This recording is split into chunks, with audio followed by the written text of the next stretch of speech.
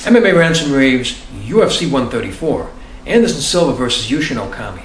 Guys, I think this fight has huge ramifications and is a very significant fight, and it can make history. I mean, here you have a guy in Yushin Okami, a Japanese mixed martial artist, for the very first time in UFC history, as far as I know, a Japanese mixed martial artist will be competing for a UFC title. And that is huge, if you think about it. And as far as I know, in the UFC, going back many years, especially since fighters have gotten better and better, there isn't even one Asian fighter. I mean, there were quality Asian fighters in the UFC, but not one that's in title contention. And it's kind of interesting. It's kind of a paradox if you think about it, because if you look at Asia and the Far East, many of the mixed martial arts disciplines were invented there.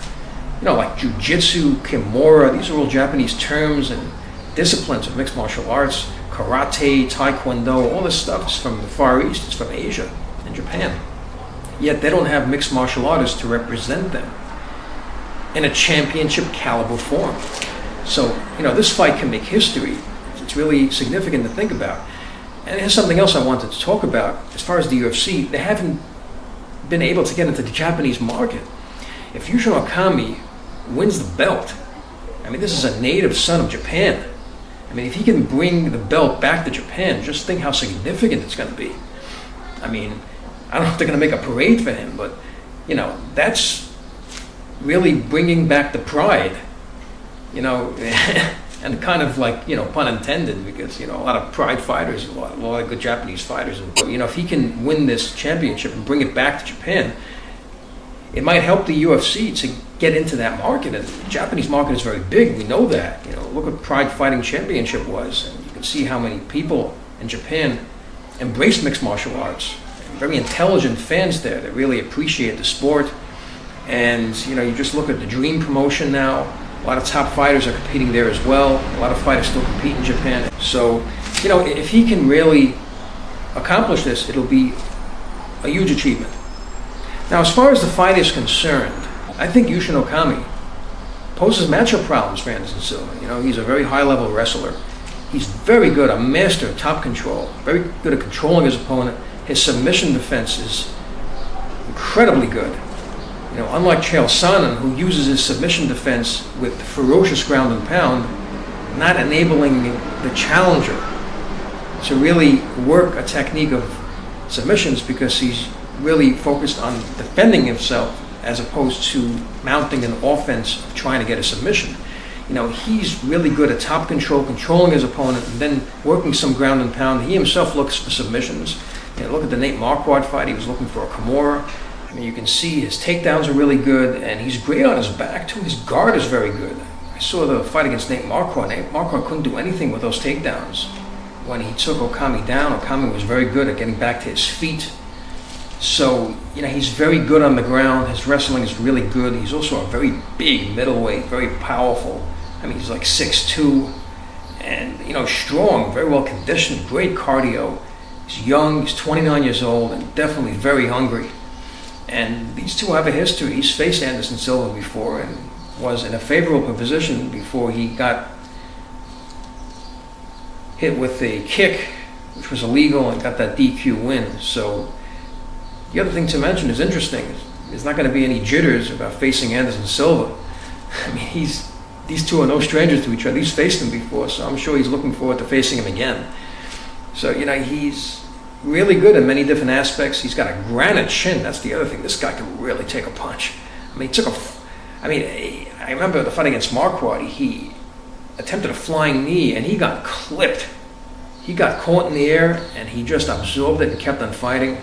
He got caught by Mark Munoz. I mean, kept on fighting, so he's really tough. I can see this guy taking a punch, even from Anderson Silva, and continuing to fight. I mean, he's got a lot of skills. He's very tough, good cardio, and I mean, he's got a good chance in this fight. He's got a good chance. As far as Anderson Silva, there's really not much to talk about. If you've watched him throughout his career, I mean, he's one of the best strikers in the game. He's got really good movement, really good footwork, and the thing about him is that he doesn't mind being on his back, and he's got that triangle, one of the best in the business. So the thing is, he is 36 years old, but he just continues to show that he's, a very dominant fighter. Now, as far as Yushin Okami, I see him, possibly mixing things up. I see him standing up, trying to utilize his jab, which is very good.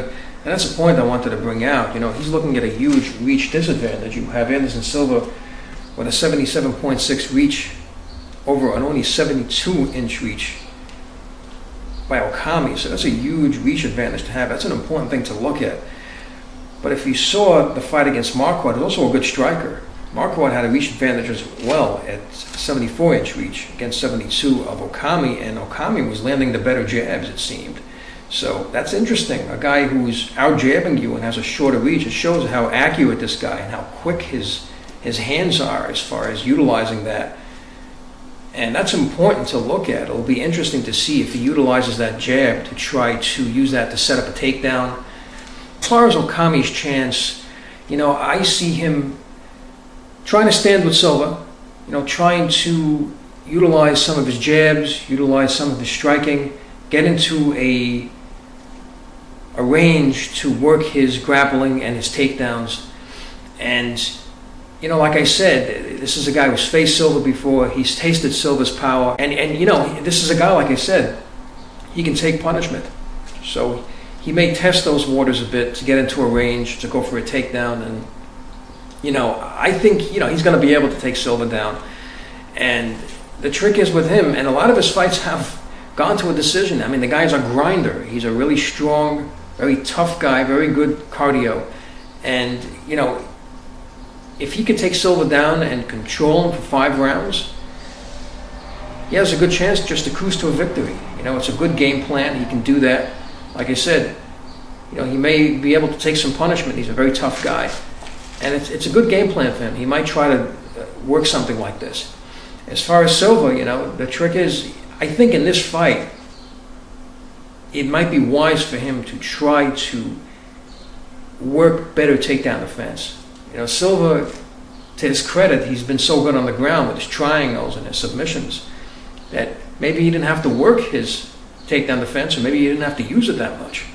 But I think against a guy like Okami, you might see him try to work more of a takedown defense because, a guy like this, he's not going to be a guy who's easy to submit. His submission defense is very good. His top control is very good. And it's not like Chael Sonnen, who's a different type of fighter. It's not going to be easy to get this guy in a triangle. Like I said, his top position is very good and very experienced. So Silva might try to work some takedown defense to keep this on the feet as much as possible. And if he can do that, that's the key to victory for him. So anyway, it's a very intriguing, very interesting fight with huge ramifications, like I mentioned before. I'd like to know what you think about it. I'd like to know your perspective. Please leave your comments below the video, rate this video, and subscribe. And thank you for tuning in.